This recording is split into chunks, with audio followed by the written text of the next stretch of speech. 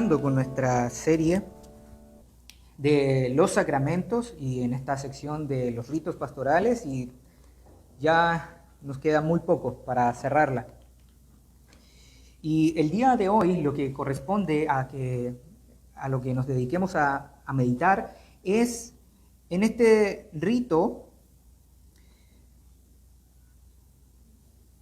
o en esta práctica pastoral conocida como la visitación a los enfermos.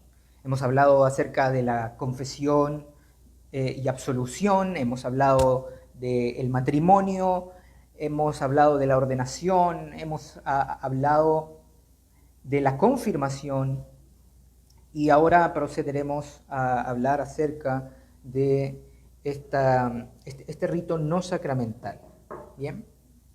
Entonces, me gustaría que podamos ir juntos a la palabra de Dios y que me acompañen a Santiago capítulo 5.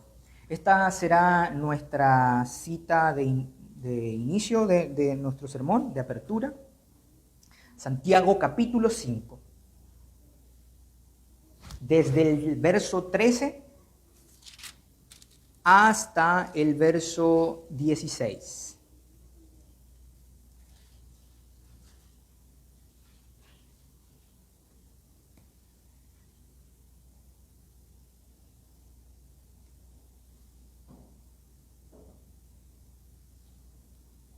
Verso 13 al 16, dice así: ¿Está alguno entre vosotros afligido? Haga oración. ¿Está alguno alegre? Cante alabanzas. ¿Está alguno enfermo entre vosotros? Llame a los ancianos de la iglesia y oren por él, ungiéndole con aceite en el nombre del Señor. Y la oración de fe salvará al enfermo, y el Señor lo levantará, y si hubiere cometido pecados, le serán perdonados. Confesaos vuestras ofensas unos a otros y orad unos por otros para que seáis sanados. La oración eficaz del justo puede mucho. Amén. Les invito a orar. Padre celestial, estamos delante de ti y agradecemos el tiempo que tenemos de poder adorarte, de poder recibir el perdón de nuestros pecados, aunque no lo merecemos. Dios, somos indignos de recibir esa gracia.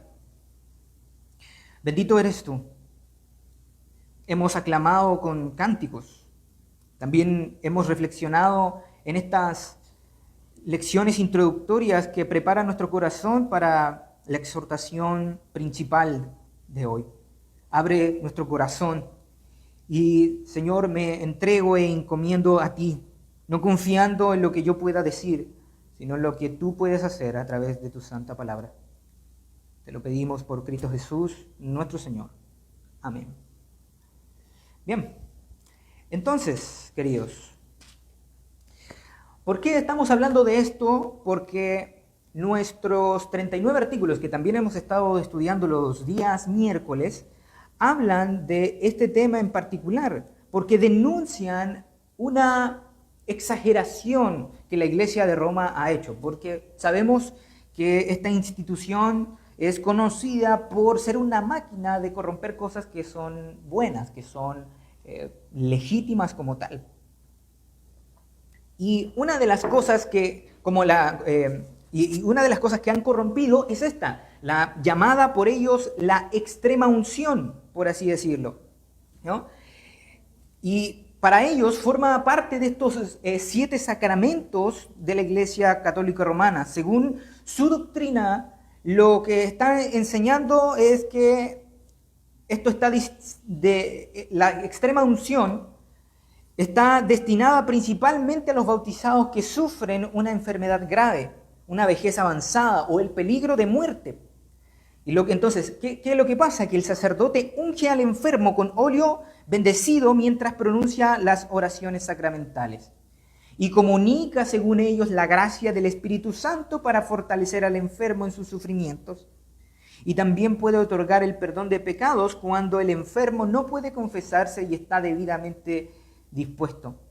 Y en algunos casos, según ellos, si es la voluntad de Dios, puede contribuir incluso a la recuperación física cuando se administra a una persona cercana a la muerte suele formar parte de estos últimos sacramentos junto con la confesión y la recepción de la Eucaristía como un viático, como una medicina, según ellos. Bien. Pero entonces, ¿cuál es nuestra perspectiva acerca de esto? Porque al final esto es una práctica que compete a todas las iglesias y por eso nosotros tenemos que entenderla correctamente. Es una práctica que involucra a todos. ¿Por qué lo digo? Porque todo pastor tiene la obligación y el deber de visitar a aquellos hermanos de tiempo en tiempo. Entonces, ¿qué creemos nosotros como anglicanos?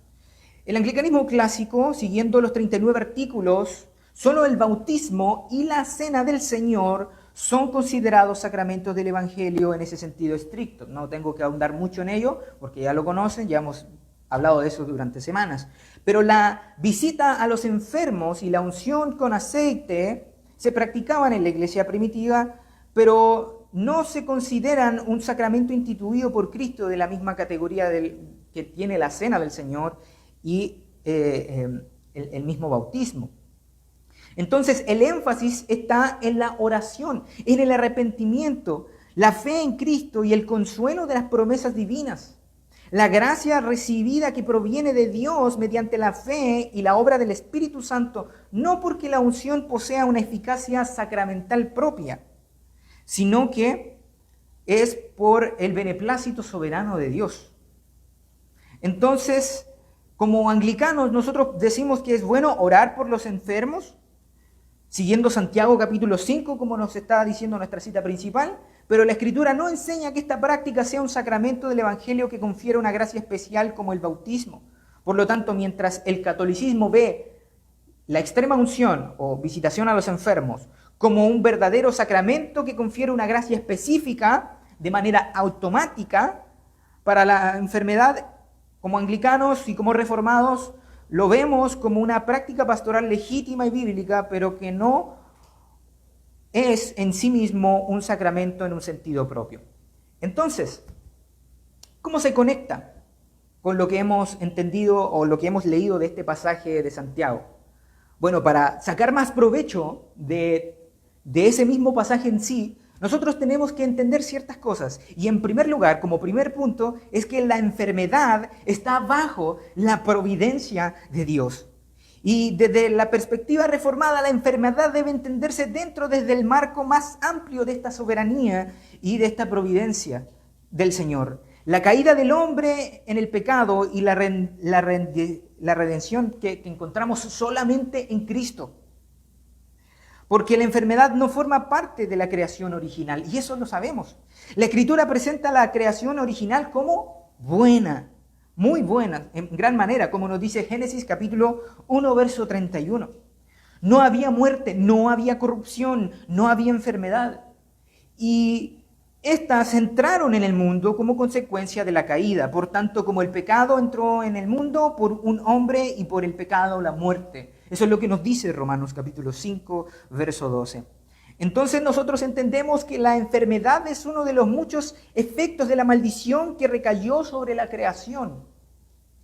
Sobre la creación debido al pecado. Y esto no significa que cada enfermedad concreta, y eso siempre tratamos de aclararlo, no significa que cada enfermedad concreta sea un castigo por un pecado en sí. Un pecado específico, sino que toda enfermedad existe porque vivimos en un mundo caído. Entonces, lo que debemos entender es que Dios gobierna soberanamente sobre la enfermedad, porque la providencia de Dios en las Escrituras afirma que nada ocurre fuera del decreto y fuera del gobierno de nuestro Señor. Y recordemos que cuando Dios habló a Moisés, le declara: ¿quién le dio la boca al hombre? ¿O quién hizo al mudo y al sordo, al que ve y al ciego? ¿No soy yo, Jehová? Eso es lo que dice Éxodo 4, verso 11. Y asimismo, respecto a Job, el diablo no pudo afligirlo sin la autorización de nuestro Dios. Porque aunque Satanás fue ese instrumento, Job después reconoce la mano soberana de Dios sobre su vida a través de esto, a través de este mal, porque es Dios quien tuerce la mano de Satanás para aprovechar aquello malo que ha hecho. ¿Qué es lo que responde Job? Jehová dio, Jehová quitó. Sea el nombre de Jehová bendito. Y Job 1:21 nos dice eso. Entonces nuestra conclusión es que la enfermedad no es un accidente ni una fuerza independiente de Dios. Él la permite, la limita y dirige todo eso, todas esas aflicciones y toda la enfermedad a sus propósitos que son mayores, a sus propósitos que son mejores. Entonces la enfermedad no siempre es un castigo por esos pecados personales. Y ese es el error frecuente en asumir una relación directa entre la enfermedad y entre el pecado. Y eso es lo que vemos en muchos contextos ya más carismáticos o de iglesias no conformistas, que no tienen la misma fe que nosotros, que apenas se ve que un creyente está pasando por algo y es persistente, le dicen, te falta fe, o algo habrás hecho. Y eso mismo pasó con Job, y eso lo sabemos. Job, los amigos de Job, como mencionábamos en una semana atrás, los amigos de Job cayeron en el error, pero también los discípulos preguntaron en Juan capítulo 9, verso 2, ¿quién pecó? ¿Este o sus padres? Y Jesús responde, no es que pecó este ni sus padres, sino para que las obras de Dios se manifiesten en él. Entonces la perspectiva bíblica reconoce que algunas enfermedades pueden ser disciplina divina. Y eso lo vemos en el Antiguo y Nuevo Testamento. Pero rechazamos la idea de que toda enfermedad sea consecuencia de un pecado en específico. Dios usa la enfermedad para santificar a sus hijos. Porque la providencia divina no solo controla la enfermedad, también la emplea para el bien espiritual de los creyentes. Eso es lo que nos dice Romanos capítulo 8, verso 28. Dice, a los que aman a Dios, todas las cosas le ayudan a bien. Y ese bien se define en el versículo siguiente como ser conformados a la imagen de Cristo. ¿Por qué? Porque la enfermedad puede humillarnos. Humillar nuestro ego, nuestro orgullo, nuestra autosuficiencia, enseñarnos una dependencia a Dios, acercarnos más a la oración, desapegar el corazón de estas cosas del mundo y aumentar la esperanza en una gloria futura. Entonces Pablo habla de ese aguijón en la carne y cómo Dios no lo quitó, sino que le enseñó, bástate mi gracia, porque mi poder se perfecciona en la debilidad. Segunda de Corintios 12, 9. Y este versículo debe resonar en aquellos creyentes que tienen que luchar con enfermedades de por vida. Bástate mi gracia, porque mi poder se perfecciona en tu debilidad. Y Cristo se compadece de los enfermos a pesar de ello. Los evangelios muestran repetidamente la compasión de Cristo hacia quienes sufren. Y Jesucristo no trató la enfermedad con una indiferencia, sanó a muchos y mostró el reino de Dios que venía a revertir los efectos de esta caída. Pero sin embargo sus milagros no eliminaron toda enfermedad en ese tiempo, por supuesto que no. A muchos pasó de largo. Porque obviamente sabemos que esa no era su tarea principal. Entonces fueron las señales del reino venidero y fueron señales que anticiparon la redención final. Entonces, lo que nos enseña la Escritura es que el dolor, la aflicción, nos lleva a una santidad más completa, que nos mueve a esa consumación futura que vendrá en el gran día. Porque aunque Dios puede sanar hoy, según su voluntad, la promesa bíblica definitiva no es la sanidad inmediata, sino la resurrección. La esperanza del creyente es que un día toda enfermedad desaparecerá. Y esta es la esperanza que tenemos al terminar nuestras lecturas consecutivas de la Biblia, cuando dice en Apocalipsis 21:4, dice, y Él enjugará, Dios enjugará toda lágrima de los ojos de ellos, y ya no habrá más muerte, ni habrá más llanto, ni clamor, ni dolor. Y por eso el creyente puede orar por sanidad y buscar los medios ordinarios de la medicina, pero su confianza última no está en recuperar la salud temporal, sino en la redención completa obtenida por Cristo. Porque al final, veamos casos particulares de la Biblia. Lázaro murió, volvió a morir, o lo han visto por aquí, ¿no? después de haber sido resucitado. ¿Todavía sigue viviendo? No, claro que no. Lázaro volvió a morir, recibió ese milagro físico, pero su esperanza estaba en aquel que lo redimiría en el día final. Entonces, por eso el creyente puede orar por sanidad y buscar esos medios. Entonces, cuando el creyente enferma, la respuesta no es preguntarse, ¿qué hice para merecer esto, Señor? No, es reconocer que vivimos en un mundo caído, confiar en que Dios gobierna incluso en esta aflicción, examinar con humildad nuestro corazón delante de nuestro Señor, usar todos esos medios que Él provee, la oración, la medicina, el cuidado de la iglesia, y buscar el fruto espiritual de Dios que desea producir en nosotros en esa circunstancia que es adversa. Espera con fe, espera en la resurrección, en la restauración final, porque la enfermedad es vista como en las Escrituras como una aflicción real, que es dolorosa, pero que nunca como algo que esté fuera del control de Dios. Entonces, bajo esa providencia divina, incluso el sufrimiento físico se convierte en un instrumento mediante el cual el Padre conforma a sus hijos a la imagen de Cristo y los prepara para la gloria eterna. El segundo punto, y ahora sí, ahora que hemos considerado esto en primer lugar, ahora podemos sacar mayor provecho a las palabras de nuestro texto principal. Entonces, segundo punto, la oración eficaz. La oración eficaz. Y la sección final de la epístola de Santiago que hemos leído trata sobre cómo debe responder el creyente en esas diversas circunstancias de la vida y del sufrimiento, de la alegría, de la enfermedad y del pecado.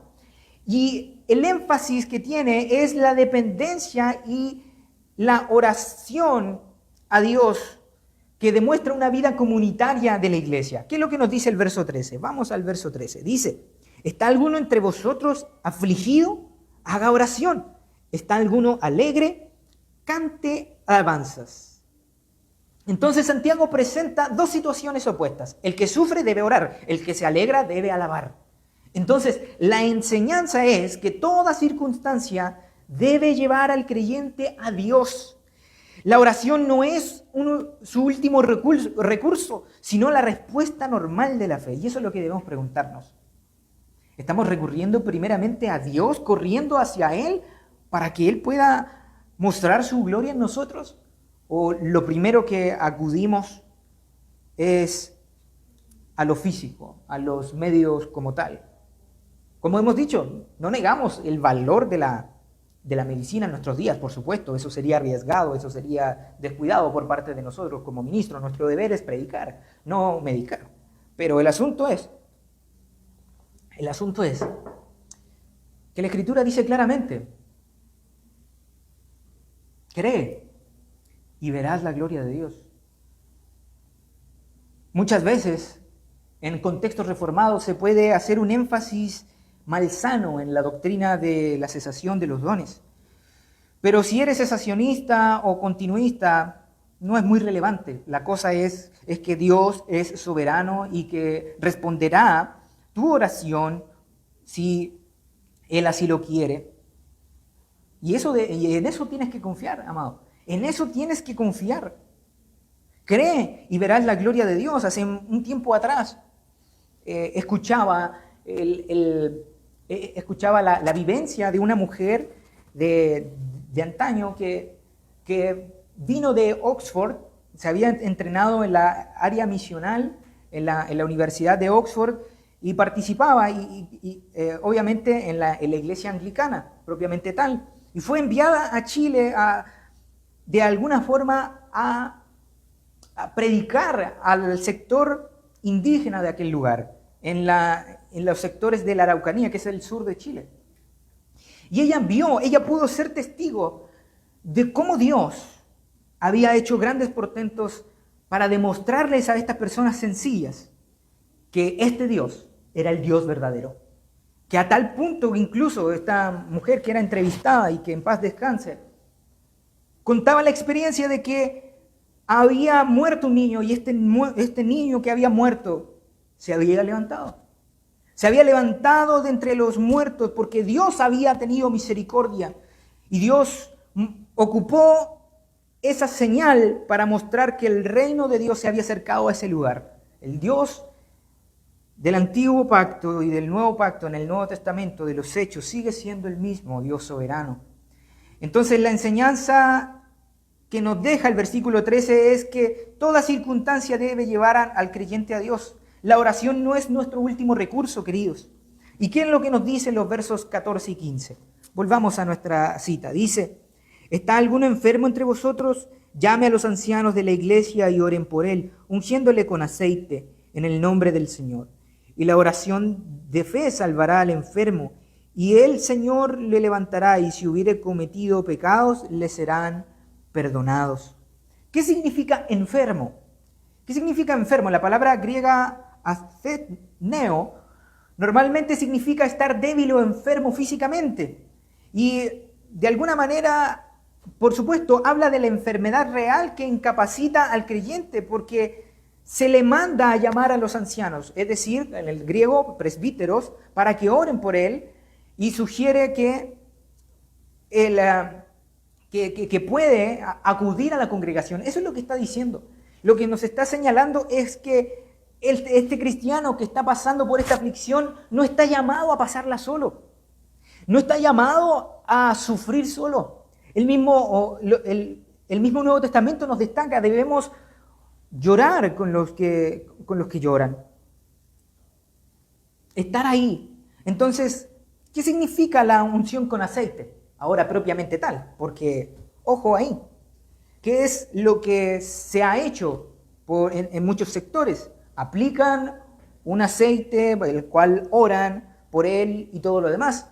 Pero la cosa es que la palabra de Dios no nos ha mandado a consagrar algo que Dios no ha consagrado. Porque el contexto de ungir se usaba en el Antiguo Testamento para los nuevos sacerdotes del Antiguo Pacto y también para, por ejemplo, para ungir a los nuevos reyes. Y eso lo vemos en 1 y 2 de Samuel. Eso es ya por simple lógica. Pero entonces podrían criticarme los del sector más carismático y decirme: pero entonces, ¿qué es lo que dice la Biblia? Si ustedes se aferran tanto a lo que dice tal cual la Biblia. Bueno, lo que está diciendo es en un sentido medicinal, porque el aceite era un remedio común en la antigüedad para poder cubrir la herida. A veces se hacía o con miel, como lo hacían los romanos, para sellar la herida, porque es muy antiséptica la miel pura, o lo hacían con aceite. Entonces, muchos intérpretes han favorecido este énfasis, pero lo que está queriendo destacar aquí no es ese objeto, o más bien eso que se está ocupando del aceite, sino la oración. Como dice el texto, la oración de fe va a salvar al enfermo. La expresión no significa que toda oración por sanidad produzca necesariamente una curación inmediata. Pero la Escritura dice oración con fe. Es una oración que descansa en la voluntad y en la promesa de Dios. No era una fórmula obligada para que Dios actúe. No. La frase "y el Señor lo levantará" está subrayándonos que la sanidad procede de Dios, no de la fe considerada como una fuerza autónoma. Entonces, desde una perspectiva anglicana, Santiago está describiendo la bendición ordinaria que Dios suele conceder mediante la oración de la iglesia, sin establecer, ojo, una garantía absoluta de la sanidad en todos los casos, porque eso es lo que han hecho muchos. Han hecho promesas o han dicho cosas que Dios no ha prometido. Y ahí es cuando el evangelio se ve ultrajado, cuando la fe de las personas es de alguna manera socavada, es zarandeada por eso. Entonces dice el texto: si hubiese cometido pecado, les serán perdonados. Y esta frase, queridos, es importante porque nos distingue entre la enfermedad y entre el pecado. Santiago no dice que toda enfermedad es consecuencia directa de ello, sino que dice: si hubiese cometido pecados. Y algunas de las enfermedades estaban, como dijimos, relacionadas con una disciplina divina, como ocurrió en la primera epístola de Romanos capítulo 11. Cuando nos habla acerca de la cena del Señor, hay algunos enfermos y otros que ya se murieron. Entonces, Cuando existe la relación, Dios puede conceder esa restauración física y también esa restauración espiritual. Y, ojo, ¿que acaso no ha descubierto esto también la ciencia?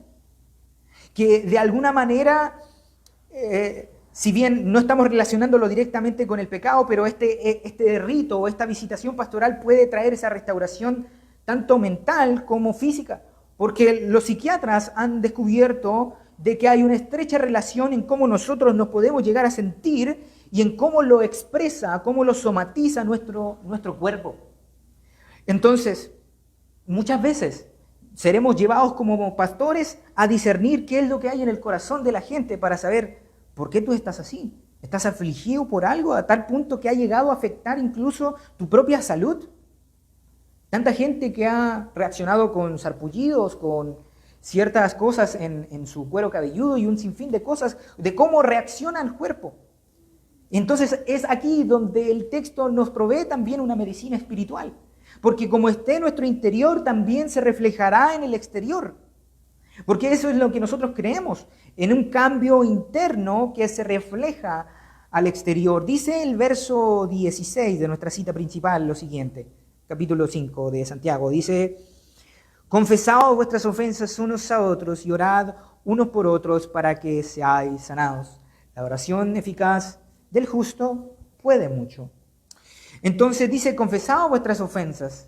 Está hablando no solamente de lo que hemos estudiado la semana pasada acerca de la importancia de la confesión con un ministro, sino la confesión mutua, llevar las cargas unos de los otros. Santiago no está estableciendo un sistema sacramental de confesión auricular como lo hacía la iglesia de Roma, pero el mandato es recíproco, unos a otros. Entonces, la idea aquí, queridos, es que la comunidad cristiana debe caracterizarse por la honestidad espiritual, por un arrepentimiento y por una intercesión mutua. Entonces, ¿qué podemos decir acerca de la sanidad? La sanidad que se menciona puede incluir tanto esa restauración física como esa restauración espiritual y relacional, porque Santiago no separa radicalmente el cuerpo y el alma, sino que contempla al creyente como una persona integral. La oración eficaz del justo puede mucho. Y el ejemplo que da es inmediatamente, miren, fíjense en el verso 17 y 18. Elías era un hombre sujeto a pasiones semejantes a las nuestras y oró fervientemente para que no lloviese, y no llovió sobre la tierra por 3 años y 6 meses. Y otra vez oró y el cielo dio lluvia y la tierra produjo fruto. Entonces, lo notable es que Santiago no presenta a Elías como un hombre extraordinario por naturaleza, como hace la iglesia de Roma. Que la iglesia de Roma, según dice, que los sacerdotes tienen esa facultad en sí mismos después de la ordenación. No, porque la eficacia de la oración no procede de nuestra espiritualidad supuestamente superior, no, sino sobre el poder de Dios que responde. Entonces, como tercer punto, queridos, debemos entender cuál es entonces el propósito del rito del libro de oración común en cuanto a la visitación de los enfermos. Aclaro, por supuesto, no está en nuestros libritos que tenemos aquí en este momento porque es para el contexto de culto público, pero ¿qué hay? ¿Cuál es el propósito? El propósito de este rito, que no lo eliminó el de la extrema unción, sino más bien lo purificó y lo enfocó bíblicamente a lo que Dios ha dicho en cuanto al cuidado pastoral, su propósito es profundamente cálido, pastoral, catequético, espiritual. Entonces, su objetivo principal de este rito es consolar al enfermo en el Evangelio. Porque el ministro debía recordar al enfermo las promesas de Dios, la obra redentora de Cristo y la esperanza de la vida eterna. Entonces, la enfermedad era vista como una ocasión para aferrarse más firmemente a la gracia de Dios.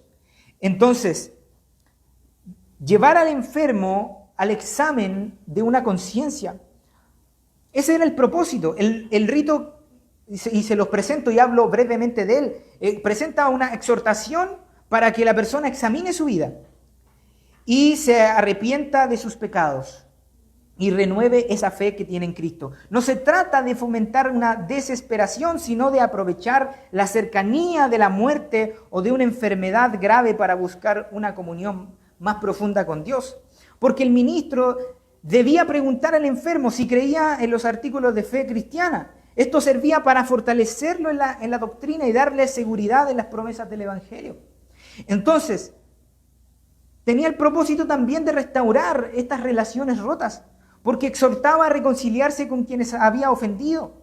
Y la preocupación no era que el creyente estuviera en paz con Dios y con el prójimo, con sí mismo, sino que también con el prójimo.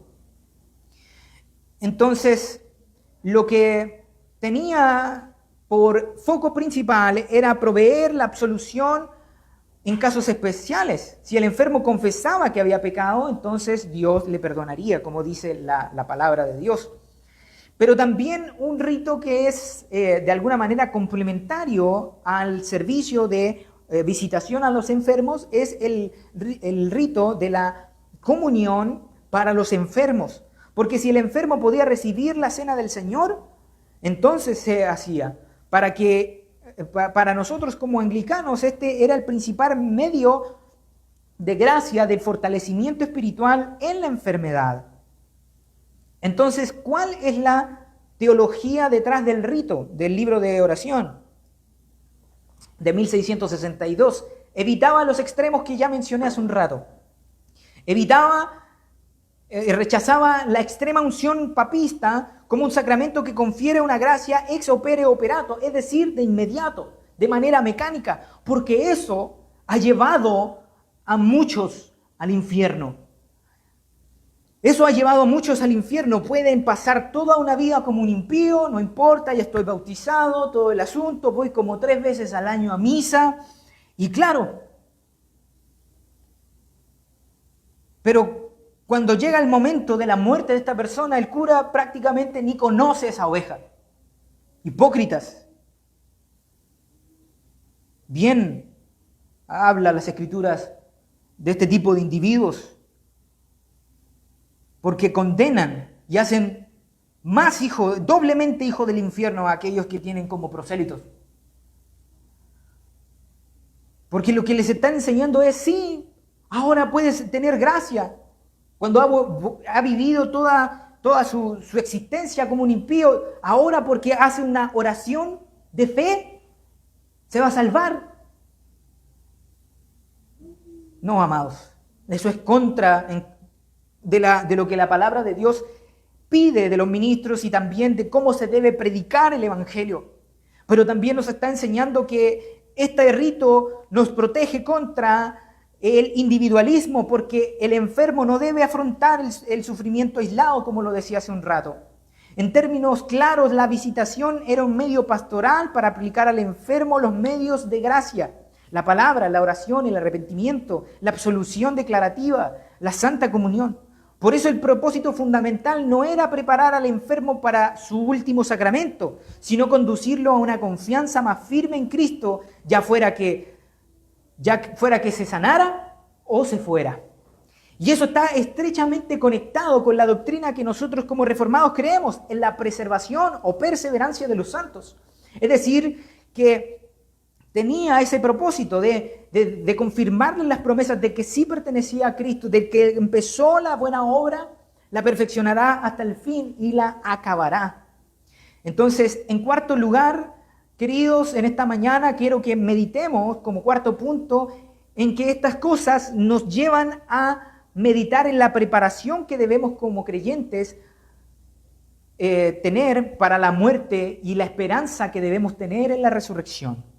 Porque las Escrituras nos muestran que la muerte es una realidad inevitable para todos los seres humanos y que los creyentes deben vivir conscientes de ella, no con un temor servil, sino con una sabiduría y con una esperanza. Entonces, prepararse para la muerte no significa obsesionarse con ella, sino vivir diariamente en arrepentimiento, en fe y en comunión con Cristo, esperando esa resurrección futura. Porque la muerte es una consecuencia de la caída, como dijimos. La paga del pecado es la muerte, por cuanto todos pecaron, dice Romanos 5. Entonces, la muerte no es algo natural en el sentido original de la creación, es una intrusión en el mundo. Es algo deforme, algo que no está en nuestra Constitución. En su momento, cierto creyente escuchaba a su profesor pasmado de medicina que decía: hasta el día de hoy los científicos no podemos explicarnos de por qué la gente está muriendo, por qué la gente muere, porque la manera en la que está diseñado toda la biología del ser humano debería durar y vivir para siempre. Y nosotros como cristianos podemos decir: sí, tenía el propósito de vivir para siempre. Pero la muerte no es algo natural. Por eso la Biblia nunca la celebra como algo bueno, como lo hacen las religiones paganas. Para el creyente la muerte ha sido transformada, que es diferente, por la obra de Cristo. Toma otro propósito. Entonces, el salmista ora lo siguiente, entendiendo la brevedad de nuestra vida. Hermano, tienes que hacerte una pregunta. ¿Estás preparado para morir? El salmista ora y dice lo siguiente: enséñanos de tal modo a contar nuestros días, que traigamos al corazón sabiduría. Salmo 90:12. Y aquí el salmista en el 90 destaca la fragilidad de nuestro corazón frente a esta eternidad que viene de Dios. Entonces, la reflexión sobre la muerte tiene ese propósito práctico: producir sabiduría. No un pesimismo, sino una vida ordenada delante de Dios, priorizar lo eterno sobre lo temporal, vivir en arrepentimiento continuo, aprovechar el tiempo para servir a Dios y mantener la fe hasta el final. Entonces debemos estar preparados porque no conocemos el día de nuestra muerte. Jesús mismo enseña repetidamente la necesidad de estar preparados. Dice: velad pues porque no sabéis el día ni la hora. Mateo 25, verso 13. Y aunque el contexto inmediato hable de un regreso, el principio también aplica para la hora de nuestra muerte. Nadie conoce cuándo comparecerá ante Dios. Nadie. Y la preparación bíblica consiste en vivir en una relación presente con Cristo, no en intentar prepararse a la última hora. No. La parábola de las 10 vírgenes nos muestra, por ejemplo, que la fe es presentada como o superficial o una fe carnal. Cada persona debe poseer una fe genuina. El creyente puede enfrentar la muerte con confianza, queridos. Uno de los grandes temas del Nuevo Testamento es que Cristo ha vencido el temor a la muerte. Dice Hebreos capítulo 2, verso 15: y liberar a todos los que por el temor de la muerte estaban durante toda la vida sujetos a servidumbre. Y por su muerte y resurrección, Jesucristo destruye el poder condenatorio de la muerte para su pueblo. Por eso el apóstol Pablo afirma: porque para mí el vivir es Cristo y el morir es ganancia. Filipenses 1:21. La muerte sigue siendo dolorosa, pero ya no es una puerta hacia la condenación para quienes están unidos a Cristo. La muerte del creyente es entrar en la presencia de Dios. Dice Pablo de nuevo: quisiéramos más bien estar ausentes en el cuerpo y presentes en el Señor. Dice 2 de Corintios 5:8. Deseo partir y estar con Cristo, lo cual es muchísimo mejor. Entonces, nosotros entendemos estos textos como una afirmación de este estado consciente después de la muerte. No en el sueño del alma. El alma no duerme de forma inconsciente, sino que entra en la presencia de Cristo mientras espera la resurrección final. Entonces, por eso, la esperanza cristiana va más allá de una simple supervivencia del alma. No. La esperanza suprema es la resurrección corporal. El centro de la esperanza cristiana no es escapar del cuerpo, sino la resurrección. Pablo dedica todo capítulo a este tema. Todo un capítulo a este tema. Dice en 1 de Corintios 15:20: pero ahora Cristo ha resucitado de los muertos, primicias de los que durmieron es hecho. La resurrección de Cristo garantiza la resurrección de su pueblo. Y Pablo culmina con una proclamación triunfal: ¿dónde está, oh muerte, tu aguijón? La victoria final no consiste simplemente en que el alma vaya al cielo, sino en que todo ser humano será redimido. La resurrección transforma nuestra manera de vivir. Y después de él exponer la doctrina de la resurrección, concluye con esto: estad firmes y constantes, creciendo en la obra del Señor. Entonces, nos muestra que la esperanza es futura y que produce una fidelidad, pero que se disfruta al presente. El ya, pero el todavía no. La certeza de la resurrección, porque nos fortalece en el sufrimiento, nos da valor frente a la enfermedad, nos ayuda a soportar el duelo, nos motiva a buscar al Señor en santidad, nos impulsa a perseverar. Dice Apocalipsis capítulo 21, y Dios enjugará, de nuevo lo leo, dice, y enjugará Dios toda lágrima de los ojos de ellos, y ya no habrá más muerte. La obra de Cristo, la obra redentora de Cristo no termina cuando el creyente muere, culmina cuando Cristo venga nuevamente, cuando resucite a todos los creyentes y establezca los nuevos cielos y la nueva tierra. Entonces ahí es cuando desaparecerá definitivamente la muerte, la enfermedad, el dolor, el pecado y la corrupción. Entonces, queridos, finalmente la Escritura nos llama como cristianos a prepararnos para la muerte, no mediante el miedo, sino mediante una vida de fe en arrepentimiento. Recordar nuestra mortalidad nos enseña a vivir sabiamente, a confiar en Cristo y ordenar nuestras prioridades según la eternidad. La muerte sigue siendo un enemigo, pero un enemigo vencido. El creyente puede enfrentarla con seriedad porque sabe que Cristo murió por sus pecados, que resucitó para su justificación y que prometió: yo soy la resurrección y la vida, el que cree en mí, aunque esté muerto, vivirá. Y por ello, la preparación cristiana para la muerte no termina en la tumba. Mira más allá, mira más allá, hacia el día en que Cristo levantará a su pueblo en gloria y la muerte será destruida para siempre. Pero si tienes que permanecer en esta vida, Cristo es tu médico del alma, de tu alma y de tu cuerpo. Porque Él mismo vino a decirnos: los sanos no tienen necesidad de médico, sino los enfermos. Y con estas palabras nuestro Señor Jesucristo nos enseña que todos somos espiritualmente enfermos por naturaleza. Nuestro corazón está afectado por el pecado. Nuestras afecciones están desordenadas y nuestra voluntad está inclinada lejos de Dios. Pero también es cierto que Cristo se preocupa por nuestras debilidades físicas.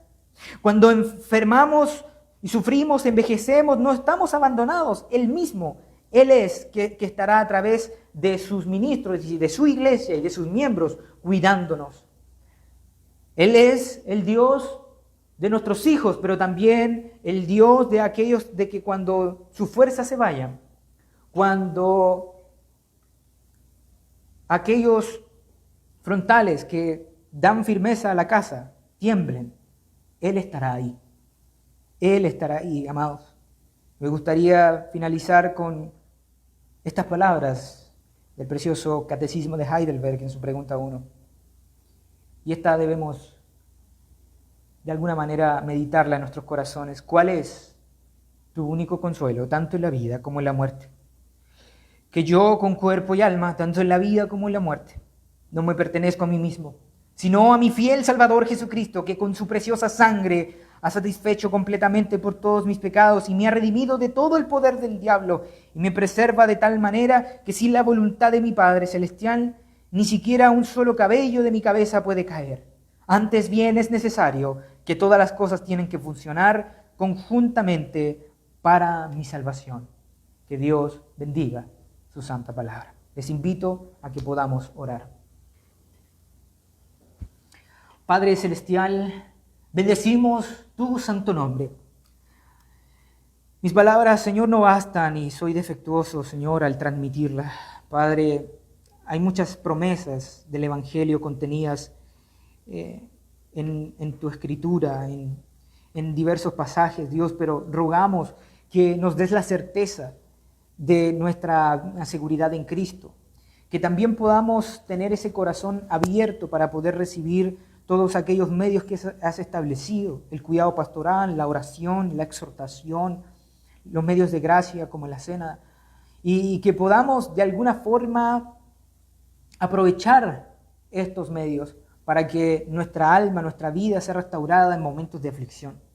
Te pedimos perdón porque muchas veces no hemos recurrido primeramente a ti, sino que hemos corrido, Señor, a la salud que podemos encontrar en el mundo, lo cual no es ilegítimo, pero Dios, ayúdanos a confiar en ti, ayúdanos a poner nuestra fe en práctica y que podamos glorificarte con ello. Permite a cada ministro, Señor, que esté escuchando también este mensaje, entender la profundidad y la urgencia, la importancia del cuidado en este aspecto de la vida de los creyentes a los cuales sirve. Te pido, Dios Santo, que puedas hacer esto. Por Jesucristo nuestro Señor. Amén.